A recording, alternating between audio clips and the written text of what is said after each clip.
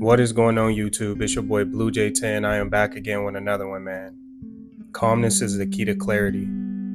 The average person has more than 400 emotional experiences a day. So what this tells me is the fact that we are going to have these transitional periods throughout our days. If you can learn how to properly manage your emotions, you'll ultimately just end up in a way better position. But one thing that I feel like so many people aren't aware of is the fact that our brains are hardwired to give emotions the upper hand over logic. So what this tells me is that as you go throughout your day and something comes up, initially we're programmed to react out of emotions first before even processing anything and thinking logically and actually making a rational decision. It's in us to think emotions, it's in us to react. So I feel like it's very important that we just take the time to actually recalibrate and get our minds right before just going out and just making irrational decisions or doing something that's gonna hinder our life or put us in a position that we may regret. If you can learn how to keep your composure, this will keep you out of so much trouble. There's been countless times that I've been out around people that you can obviously tell do not have control over their emotions. And you see what type of issues and problems this gets them into. But if you're somebody that can learn how to keep your composure, even when somebody does something wrong to you, you don't even have to be in the wrong. Somebody could walk past you and step on your brand new shoes, and that could just irritate you and frustrate you. But if you learn not to take things personal, if you learn how to be content with who you are and not express yourself in a negative way, this will allow for more positivity to come into your life. And not only that, but when somebody who has this negative aura or who's just consumed by this form of negative energy sees that they cannot get the best of you, it's like repellent in a sense because they want to stay far away from you. And this is with anyone in life. Once they see that their negativity that they're feeding off of is not getting a reaction out of you, it just makes them more angry and they just want to get away. So just take the time to relax. Take the time to really be more observant and all ears rather than just so reactive. And especially if you're used to reacting negatively. We all get angry at some point. And the times to really test this and put this calmness to use is at times like that where you feel frustrated, where you feel like reacting and doing things out of anger. You are going to feel angry. You are going to have those times where people frustrate you. Working on yourself, always pointing that finger back at you and realizing that if you want to change something, you have to first change yourself before you can change your reality. And by that, I simply mean you have to work on being calm before you can see this transcend into your life. You have to be the demonstration first. You have to be the one that sets the tone for your entire life. And people don't realize how important being calm is. People don't realize how important having that ability to just walk away from anything that may disturb your peace, whether it's somebody bringing the worst out of you, somebody put negative energy out into the world.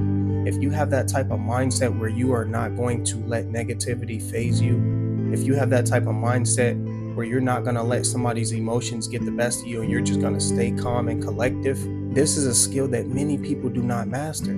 This is something that can take you so far in life, just being able to keep your composure and always allowing yourself to stay on point and not reactive to everything that you see in life.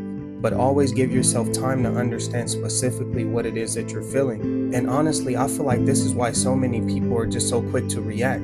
Because like I said earlier, our emotions have the upper hand over logic. So we're not going to think logically initially. We need to take that time to figure out where these emotions are stemming from or what it is specifically that we're feeling so we can know how to better assess the problem. But if we don't take that time to take a step back, we're just going to put ourselves in a position to just react and then end up in the worst position possible. And we all have been there before. We all have been in that position where we didn't take that split second to just take a step back and realize, man, what's really going on? What is it that's really bothering me? What is it that I'm so angry about? You got to ask yourself these questions.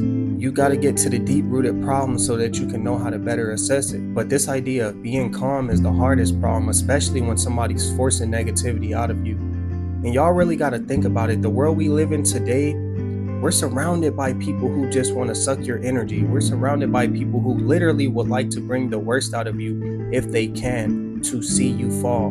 People will literally feed off your downfall. So if you're out here letting people get the best of you, in a sense, they're winning this battle. You're letting people control you mentally to the point where you aren't going to be able to push this sense of positivity that you need to push in order to prosper in life. And you're letting them get the best of you. You can't let them win this mind game. You can't allow somebody especially somebody that you do not know, to have this much control over your state of mind to where it puts you in a negative place. It puts you in a place where you can't even be who you want to be because you're so consumed by the energy that the next person is putting out that you can't even focus on what you're putting out yourself. It's easy to point the finger. It's easy to put the blame on the next person. But it's not easy to take accountability and look yourself in the mirror and say, hey, I am the problem. Hey, maybe I need to work on my reactions. Hey, maybe I need to work on the way that I speak to people. Because if I'm somebody who brings the worst out of people, and it's a pattern of me doing so, this is a me problem. Everything that you see in your life is a cause and effect. There's something that happens that makes someone react a certain way, and that's a representation of what you see today. It all starts somewhere. Take the time to get to the deep-rooted problems. Take the time to actually know what's really going on around you, especially with the people that you're dealing with. And I used to see this a lot of times in my family growing up because I don't know what it is about, my mom and my sister, but they cannot get along. So I say that to say the way that they speak to each other is not a response that anybody would really want to hear. So the effect of these negative responses is going to be this repeated pattern of this negative energy that they're putting out. Nobody is going to step up to the plate because they're feeding each other with negative energy. You have to learn how to take that step back, correct yourself. Okay, I've been being this certain way, man. I need to be more calm, because if I'm more calm, maybe I can get a better reaction out of this person, or maybe things wouldn't be going the way that they're going. Really learning how to take accountability so that you can grow and move on. But if you don't do this, if you don't take this step back and check yourself before moving forward, then you will always be back in that same position. You'll always be questioning why you run into the worst people. You'll always be questioning why God never sends you nobody of good quality or high quality. And it's not even that he doesn't send you those type of people. It's because you have to be what you want to see in the world. You are what you attract. If you constantly are attracting low quality people or people who are not a representation of this form of kindness that we've been talking about, then you need to check and correct something within yourself. Something inside of you is attracting these type of people. And this is not a pattern for no reason. I go through this all the time when I develop these forms of bad habits. I'll always look at myself. What am I doing that, let's say me waking up late? What am I doing that's causing me to wake up at 8 or 9 o'clock every morning to where I can't even stay on schedule and do the things that I need to do? Okay, I need to stop staying up late. I need to stop watching Netflix at 12 a.m. and just think that I'm going to wake up 5-6 hours later. Always correct yourself first.